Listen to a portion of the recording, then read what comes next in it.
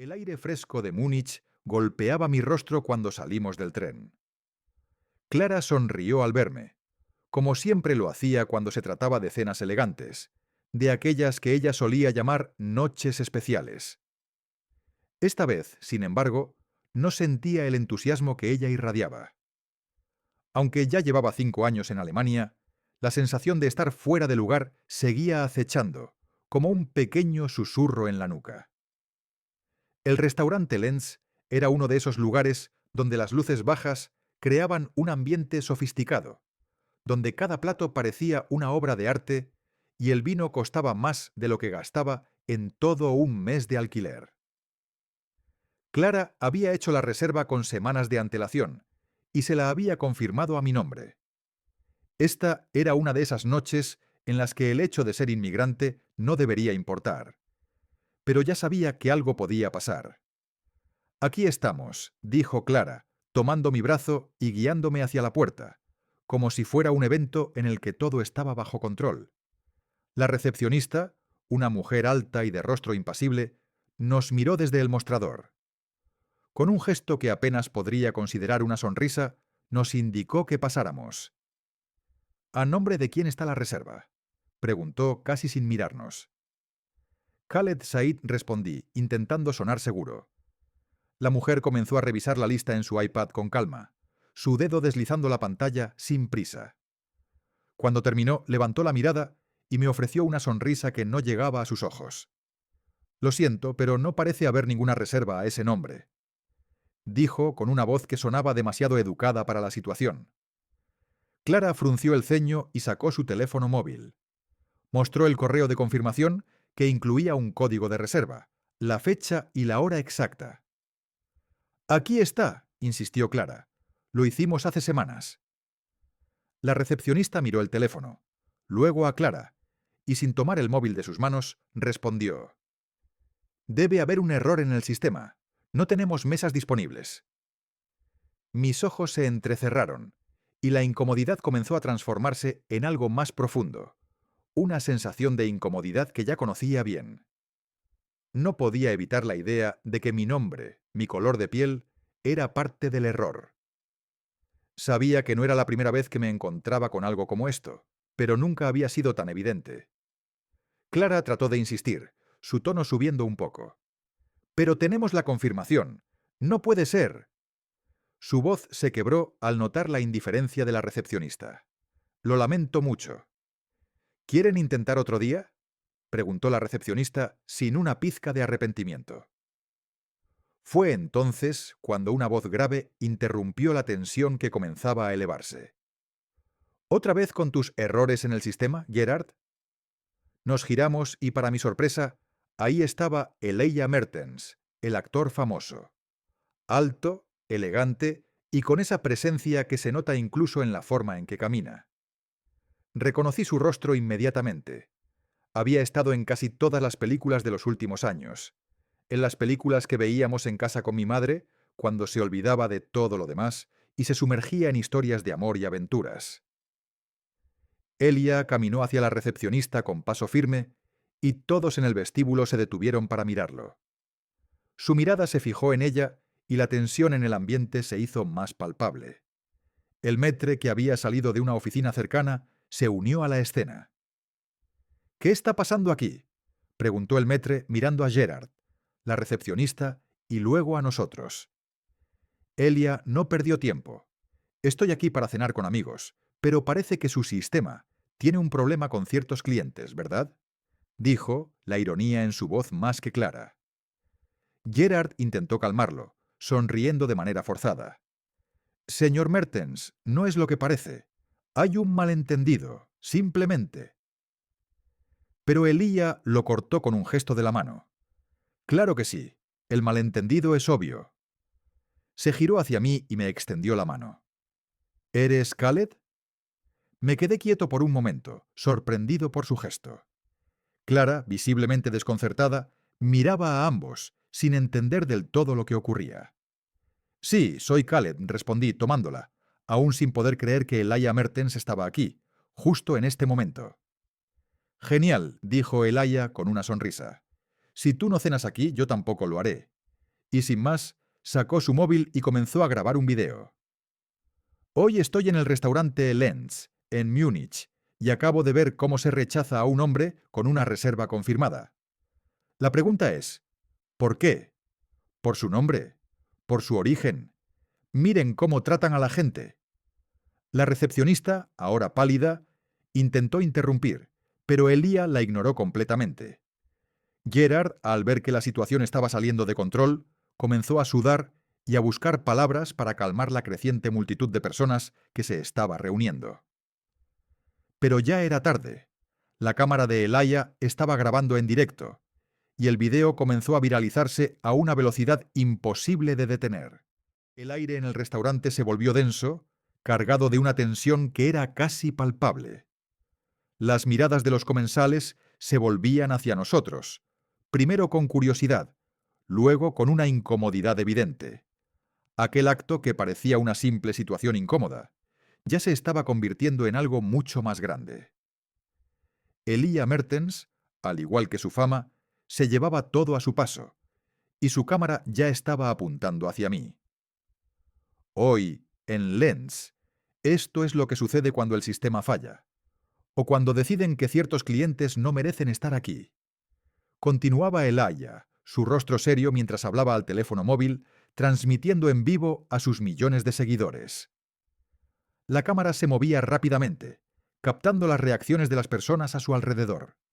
El maître, visiblemente incómodo, intentó acercarse a Elia con una sonrisa nerviosa. «Señor Mertens, por favor, le pido que no grabe». «Esto es solo un malentendido», dijo, pero su voz ya sonaba impotente. Nadie le estaba prestando atención. Las notificaciones empezaron a llegar en mi propio teléfono. «Estás en vivo». Ponía un mensaje de Clara, quien estaba visiblemente alterada. No entendía lo que sucedía, pero sabía que ya era tarde para detenerlo. Las palabras de Elia resonaron en todo el restaurante, y poco a poco la multitud de comensales empezó a alejarse de sus cenas para observar. Podía oír sus susurros, algunos curiosos, otros completamente confundidos. El restaurante estaba siendo invadido por la mirada pública.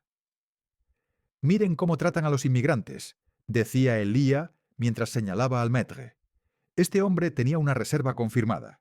Y miren lo que pasa. Aquí estamos, en pleno siglo XXI, y aún nos enfrentamos a estas barreras invisibles. El comentario lo dejó al descubierto, y el pequeño círculo que rodeaba a Elia comenzó a tomar forma. Algunos comenzaban a aplaudir, otros simplemente a observar en silencio, pero la atención ya era innegable. Clara, por supuesto, estaba tan sorprendida como el resto. Se había quedado en un rincón, observando, y al principio no entendía cómo reaccionar. Sabía que Elia lo hacía para protegerme, pero al mismo tiempo no podía evitar sentir que todo esto iba mucho más allá de lo que ambos habíamos planeado. «Khaled, ¿estás bien?», me susurró Clara, acercándose mientras Elia seguía hablando a la cámara. Asentí, aunque mi mente era un torbellino de pensamientos confusos. ¿Cómo había llegado a esto? ¿Era todo realmente necesario? «Estoy bien», Clara respondí, pero las palabras no parecían suficientes. La situación me parecía absurda, casi surrealista. Un par de minutos más tarde, el video estaba siendo compartido a una velocidad impresionante. Los hashtags comenzaron a aparecer, al principio tímidamente, pero luego con fuerza. Reservado para otros. Discriminación en Lenz. La guerra en las redes sociales se desató como una tormenta. Mientras tanto, el maître trataba de reducir los daños, llamando a los camareros para que trataran de distraer a los clientes y ofreciendo disculpas a Elia. A cada intento, Elia lo rechazaba con un gesto, como si cada palabra del maître fuera aún más hiriente que el anterior. «Esto no es algo que pueda resolverse con unas simples disculpas», Gerard dijo Elia, mirando al maître con desprecio. «Lo que ustedes hicieron no se borra con un «lo siento». Deberían reflexionar sobre lo que han hecho». En ese momento, el maître se giró hacia mí, como buscando una forma de apaciguar a Elia. ¿Podemos hablar de esto en privado?, sugirió su tono suplicante. Pero Elia no le dio oportunidad para continuar. No, Gerard. Si tienes algo que decir, lo dices aquí, frente a todos. Frente a Khaled, que debería estar cenando con su amiga y no siendo humillado. Y mientras la conversación continuaba en el mismo tono, las redes sociales empezaban a explotar. En minutos, la historia se había vuelto viral. Los comentarios inundaban Twitter, Instagram y Facebook. La gente comenzaba a tomar partido, algunos indignados por lo que había ocurrido, otros defendiendo al restaurante y acusando a Elia de aprovecharse de su estatus para crear un escándalo innecesario. Clara, que seguía en estado de shock, empezó a leer los comentarios en su teléfono. ¡Qué vergüenza! Esto no puede estar pasando en pleno 2025. Leía, y a su vez, veía mensajes que la llamaban socia del racismo, a lo que se referían como lo que estaba ocurriendo en el restaurante Lens. Se giró hacia mí, sin saber cómo procesar lo que estaba ocurriendo. Sabía que no había sido su intención, pero ahora, al estar involucrada, no podía evitar sentirse un poco culpable. «Khaled, ¿qué hacemos?», preguntó buscando en mis ojos una respuesta que ni yo tenía. El restaurante, como era de esperar, empezó a emitir comunicados a la prensa. Decían que el incidente había sido un error técnico y que todo se había malinterpretado. Pero ya era tarde. El daño estaba hecho. La situación ya estaba más allá de las manos del restaurante. Los empleados comenzaron a hablar entre ellos en susurros, como si intentaran ocultar algo. Gerard, el maître, estaba nervioso y la presión lo había hecho sudar. Cada segundo que pasaba parecía sumergir más al restaurante en una espiral de crisis de relaciones públicas. La grabación de Elia continuaba. La atención estaba puesta en nosotros, en mí, en mi nombre. El día siguiente al incidente, el bullicio que habíamos provocado en el restaurante Lens se transformó en una tormenta mediática. Aquel video de Elia Mertens transmitido en vivo estaba por todas partes, en las noticias, en las redes sociales, en las portadas de los periódicos. La controversia había alcanzado dimensiones inesperadas. Ya no se trataba de un simple desliz de un restaurante. Era una cuestión de justicia social, de poder, de una confrontación entre el anonimato de los que luchan por ser vistos y la magnitud de los que no necesitan ser escuchados para ser escuchados. El primer comunicado de Lens llegó temprano en la mañana. El restaurante Lens niega cualquier acusación de discriminación. Un error técnico de nuestro sistema provocó un malentendido con la reserva del cliente. Lamentamos cualquier inconveniente causado, pero garantizamos que nuestras políticas de servicio son inclusivas y respetuosas hacia todos los clientes, sin importar su origen o antecedentes. Error técnico. Esa palabra se repitió una y otra vez. Sin embargo, ya nadie estaba dispuesto a creerla. La frase resultaba vacía, como una excusa que trataba de cubrir algo mucho más grande. Los comentarios en las redes sociales eran implacables. De repente, todo el mundo opinaba, y el hashtag número discriminación en Lens no solo era viral, sino que se convirtió en un símbolo de lucha para muchos. Gerard, el maître, salió en una entrevista en la televisión local. Su rostro estaba tenso, pero forzaba una sonrisa. Frente a la cámara se mostró como una víctima de las circunstancias, diciendo que nunca fue su intención causar daño y que estaba siendo atacado injustamente. Explicó que su equipo estaba trabajando para mejorar el sistema y que el incidente con Khaled había sido un malentendido totalmente desafortunado. Esto es lo que pasa cuando una simple confusión se convierte en un escándalo mediático, declaró Gerhard mientras se limpiaba la frente con un pañuelo. Fue evidente que estaba tratando de desviar la atención hacia el error, dejando de lado la parte más delicada, la discriminación. Mientras tanto, en las redes, el debate sobre la justicia de lo sucedido se intensificaba. Muchos usuarios comenzaron a tomar partido, algunos a favor de Elijah, mientras que otros lo acusaban de haber exagerado. No todo es racismo, decían algunos, mientras otros se preguntaban si Elijah había usado su fama para una causa que no era tan urgente. A medida que los mensajes en mi teléfono se multiplicaban, me sentía como un espectador dentro de mi propia historia. Los insultos llegaban con la misma rapidez que los mensajes de apoyo.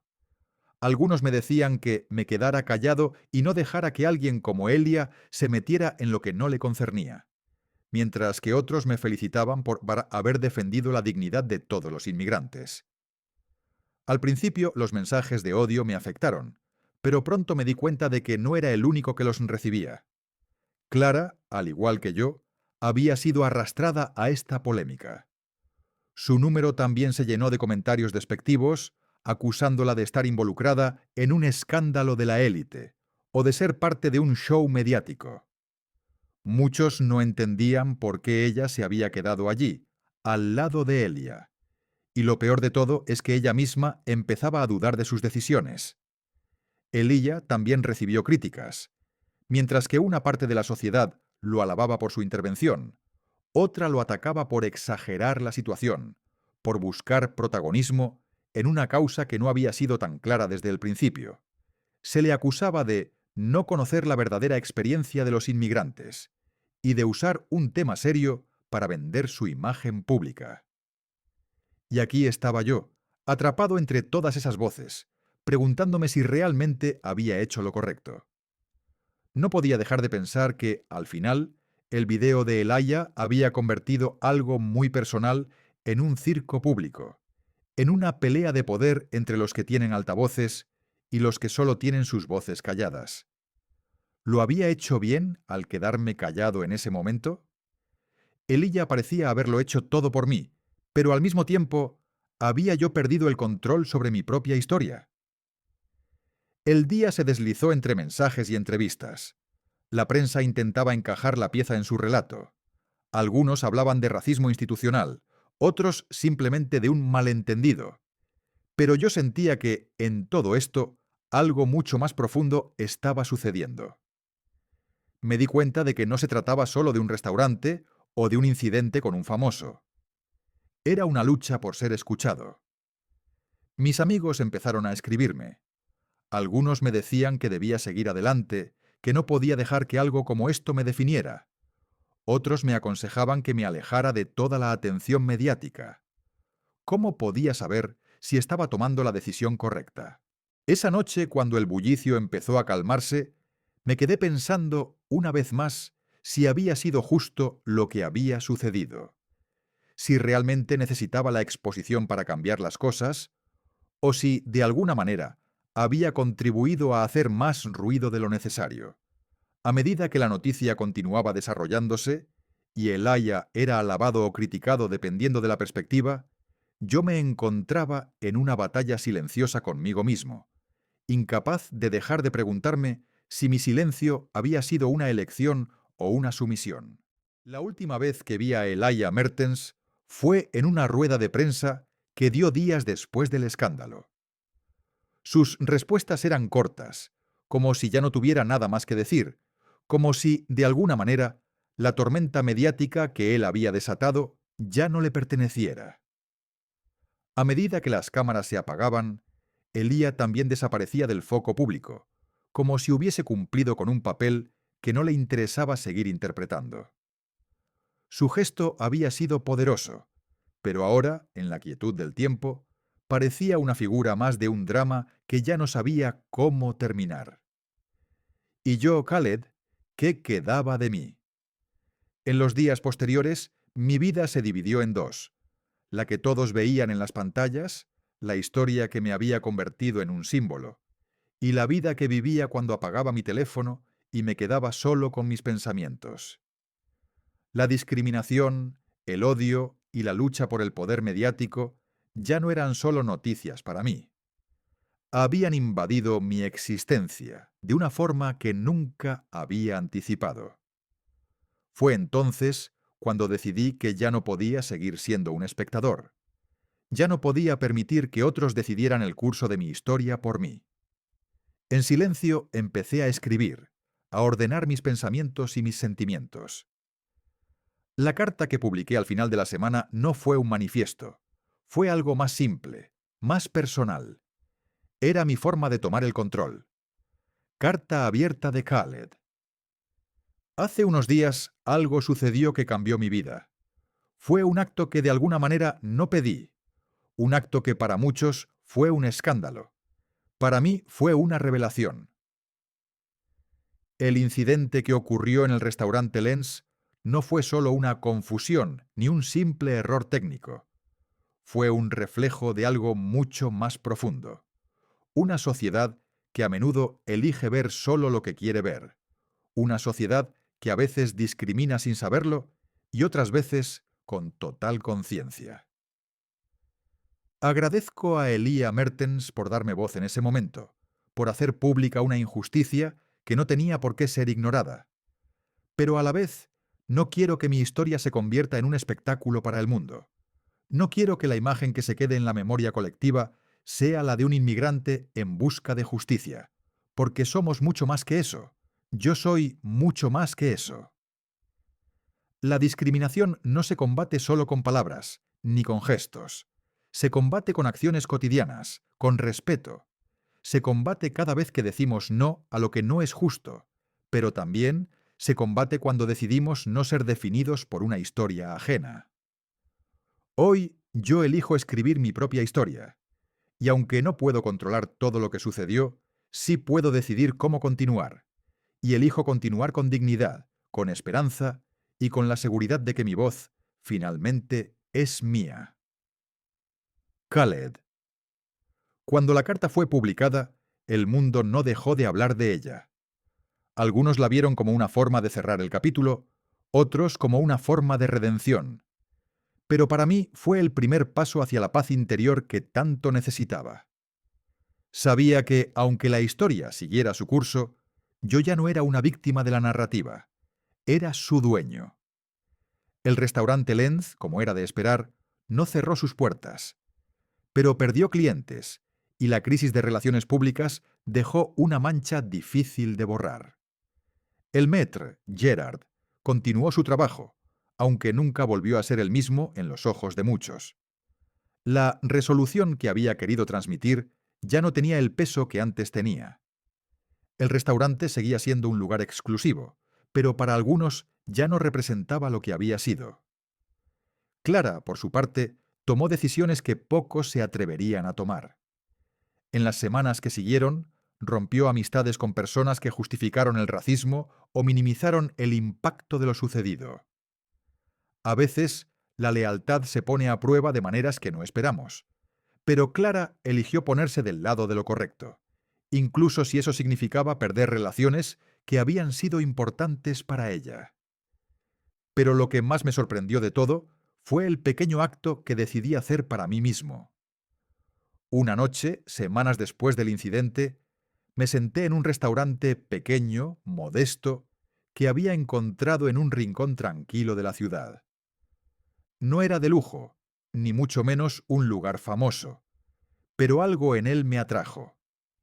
Y cuando llegué, el camarero me miró y me sonrió amablemente, sin preguntar mi nombre ni hacer suposiciones. Ese fue el primer lugar en mucho tiempo donde no sentí que mi presencia era un espectáculo.